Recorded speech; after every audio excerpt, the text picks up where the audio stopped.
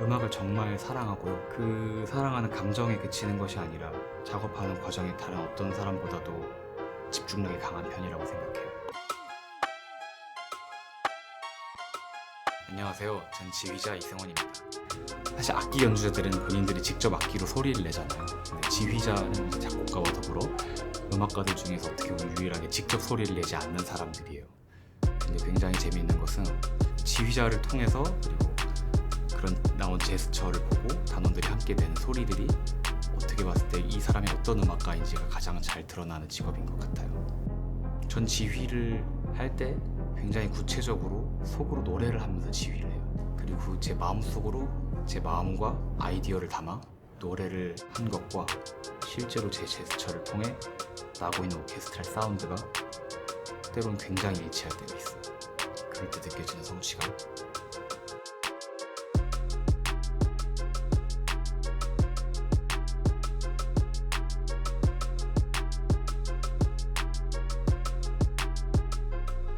사실은 지금 이제 시대가 변하기도 했고 지휘자가 단원들을 설득을 해서 나의 음악을 고집을 하는 존재가 아니라 연주자들이 소리를 내는데 도움을 주는 사람이라고 생각을 해요. 작곡가의 작품을 그 메시지를 청중에게 전달하는 전달자라고 생각을 하거든요.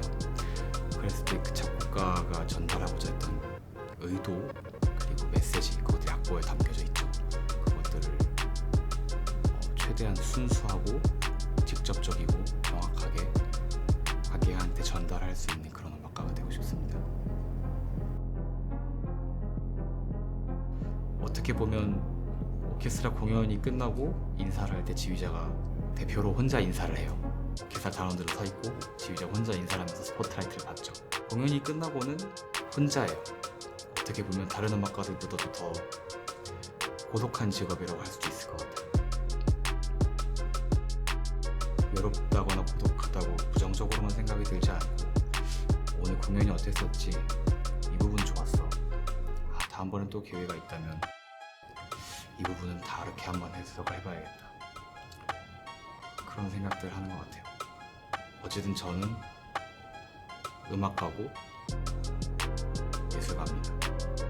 제가 하고 있는 제가 전문으로 평생을 할 클래식 음악의 정통성을 지키는 것을 무엇보다 우선순위로 두고 싶어요.